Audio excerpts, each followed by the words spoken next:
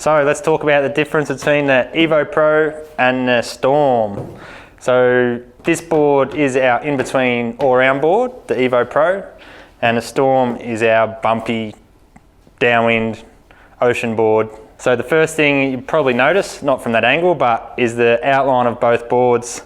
The Storm has a wider front third, and basically that helps it sit above the bumps and makes the board surf really nice. The Evo Pro is a little bit more broad in through the nose, just to increase its performance in flatter water, because this board is designed to be the all-rounder, so it's got to work better in the flat water than the Storm does. And that's why it's a little bit pointier and slicker through the front end. As we come back through the board, it's more of the same with the Evo Pro. As you get back through here, it's quite parallel, which is a little bit more towards the flat water design, so parallel through the back hips. Whereas the Storm, this is a wider version than that, but the Storm comes into quite a thin back half, and that's for that beautiful glide you get through big ocean bumps. And it just, with a smaller pinnier tail, it just decreases the amount of footwork you have to do.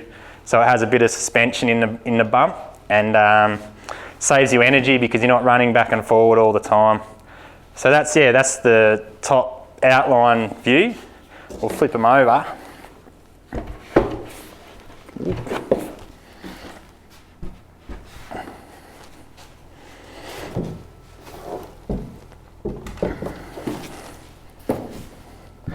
Now I guess before I talk about the bottom shape, the obvious thing with these two boards is the Evo Pro, the all-round board, has slightly less rocker than the Storm.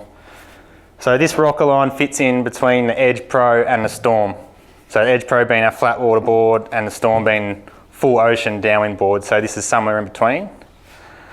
Bottom shape, same sort of thing. It's a compromise of the Storm and the Edge Pro. So the very front is kind of round like the Storm, but pulled in a little bit more. And through the middle of the Evo Pro, we have a concave, similar to the Edge Pro, but not quite as deep. So it gives us stability, but keeping it shallower makes its surfability pretty good, and it surfs nice down bumps and still has that stability in flat water as well. Through to a flat section back here and a little bit wider at the hips, so it sprints and glides well in the flat water as well. And when you compare that to the Storm bottom shape, which is basically round through the front rails, so to give that forgiveness through the chop in the ocean, through to a nice flat section through here, so for speed when surfing, nice surfy section. And then we come into this is our trusty Storm double concave, which we've had since day one. And basically this just really helps the board glide with the really thin middle concave section, and with the rails here, it helps the board steer rail to rail.